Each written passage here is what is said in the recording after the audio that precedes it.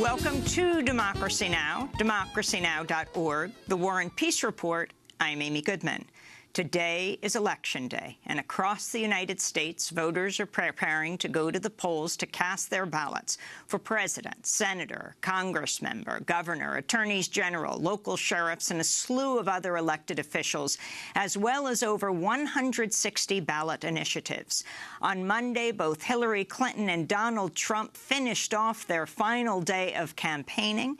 Trump held rallies in Florida, North Carolina, Pennsylvania, New Hampshire, finally in Grand Rapids, Michigan, where he railed against the outsourcing of U.S. factories. America has lost, listen to this, 70,000 factories. 70,000! Not 700, not 7,000. 70,000 factories since China entered the World Trade Organization. Another Bill and Hillary-backed disaster. We are living through the greatest jobs theft in the history of the world. There's never been anything like this. Our jobs are being stolen like candy from a baby. Not going to happen anymore, folks. There are going to be consequences. Hillary Clinton, meanwhile, had two rallies in Pennsylvania, a huge rally in Philadelphia of about 20,000 people, another in Pittsburgh, as well as rallies in Allendale, Michigan, and Raleigh, North Carolina, where she drew a contrast between herself and Donald Trump. It is a choice between division or unity, between strong, steady leadership or a loose cannon who could risk everything. It's a choice between an economy that works for everyone, not just those at the top. And it is a choice that really goes to the heart of who we are as Americans. What I saw before I came in and what I see now is a sense of potential, of joy. There is no reason, my friends, why America's best days are not ahead of us if we reach for them together. That's Hillary Clinton in Raleigh, North Carolina. As voters head to the polls today, Clinton has already won a tiny hamlet in New Hampshire, Dixville Notch, where the voting station opened at midnight and closed a half-hour later after all 8 votes were cast. 4 for Hillary Clinton, 2 for Donald Trump, 1 for Gary Johnson, and a write-in vote for Mitt Romney. The Democratic Party is also hoping to regain control of the Senate today, where a third of all senators are up for re-election. The Republicans currently hold control of the Senate with 54 seats to the Democrats' 46. Across the country, there are a number of tight Senate races, including in New Hampshire, where Democrat Maggie Hassan is challenging Republican incumbent Kelly Ayotte. In Pennsylvania, where Democrat Katie McGinty is challenging Republican incumbent Pat Toomey. And in Wisconsin, where Democrat Russ Feingold is challenging Republican incumbent Ron Johnson. If a surge of anti-Trump sentiment sweeps the down ballots, it's also possible, although unlikely, Democrats could regain control of the Republican-led House. There are also a number of progressive candidates running with the support of Bernie Sanders' organization, Our Revolution, including Zephyr Teachout, who's running for New York's 9th congressional seat, Chase Iron Eyes, who's running for North Dakota's at-large congressional district, and Pramila Jayapal, who is running for Washington's 7th congressional district. Tune in tonight for a special 5-hour Election Day broadcast starting at 7 p.m. Eastern here on democracynow.org and on many of your stations across the country. In more election news, Green Party presidential nominee Dr. Jill Stein has filed a complaint with the Federal Election Commission in Washington, D.C. against Hillary Clinton and Donald Trump, alleging illegal coordination with their super PACs. These so-called dark money groups are allowed to raise unlimited amounts of funds for candidates, but they're not allowed to coordinate directly with the campaigns. In the complaint, however, Stein argues both Clinton and Trump have illegally coordinated with a handful of their their super PACs. Hillary Clinton's vice presidential running mate, Virginia Senator Tim Kaine, has said he supports the possible rerouting of the $3.8 billion Dakota Access Pipeline, which has faced months of resistance from the Standing Rock Sioux tribe in North Dakota, as well as members of more than 200 other indigenous tribes and nations from across the Americas, as well as many non-native allies. Last week, President Obama said the Army Corps was considering plans to reroute the pipeline. It's already been rerouted at least once away from Bismarck and Mandan, North Dakota, amidst objections from the area's mostly white residents over the possibility of water contamination. This is Senator Tim Kaine in an interview with Fusion. Standing Rock protests. Senator Sanders has said the Dakota Access Pipeline must be stopped. Do you agree or disagree? Well, certainly the questions that are raised about the route are important. President Obama, a month or so back, it might have been 6 weeks ago, said, look, we need to do a set of consultations between the U.S. government and the sovereign tribal governments about projects like this.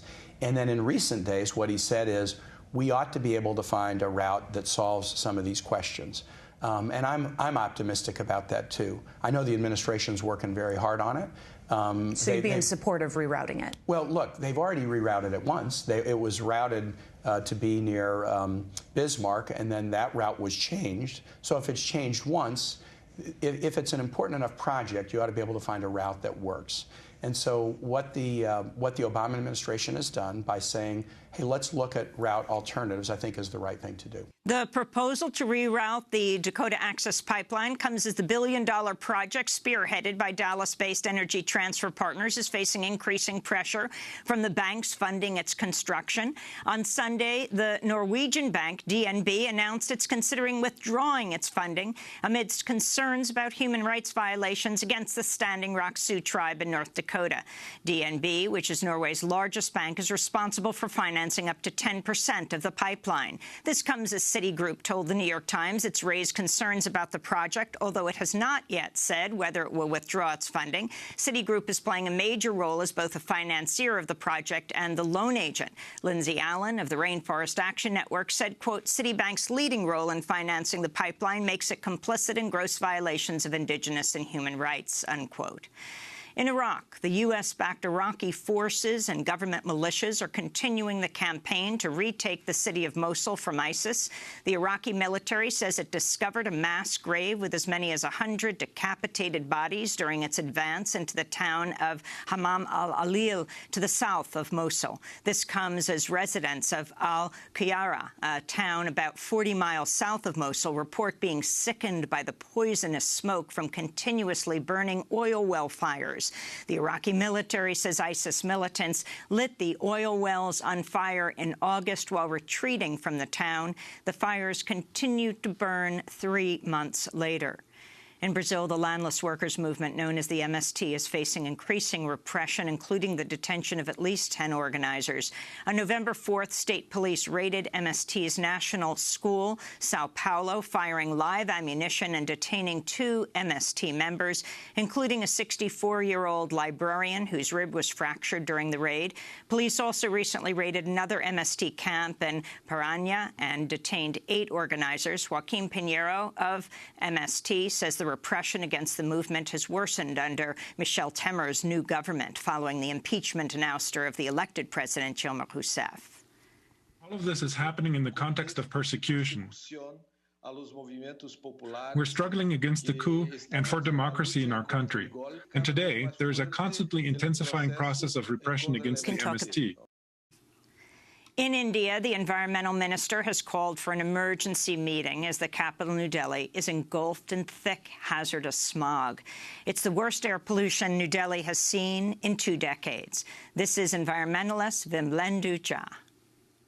We've polluted ourselves to an extent where the air is completely toxic. It's beyond measurable limits. It's crossed all limits of human imagination, of the imagination of our machines that were supposed to really calculate how polluted our air is. In Yemen, more than half of all the health facilities have either closed or are only partially functioning amidst the ongoing conflict. The new report by the World Health Organization also found 40% of the surveyed districts in Yemen had only 2 doctors, if not fewer.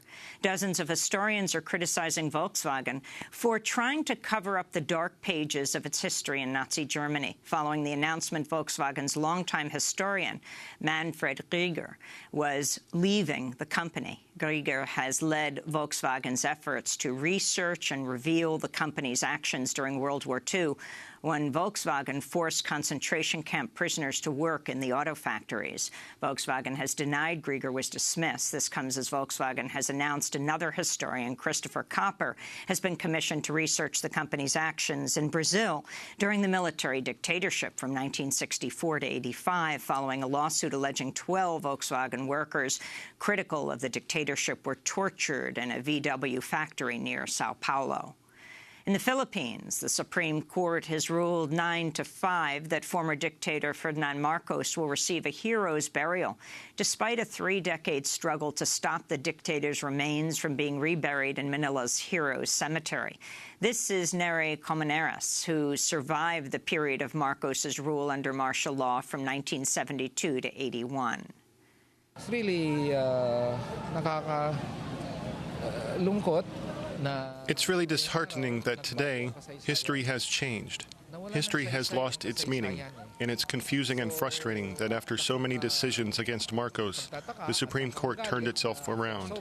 But we will seek a motion of reconsideration.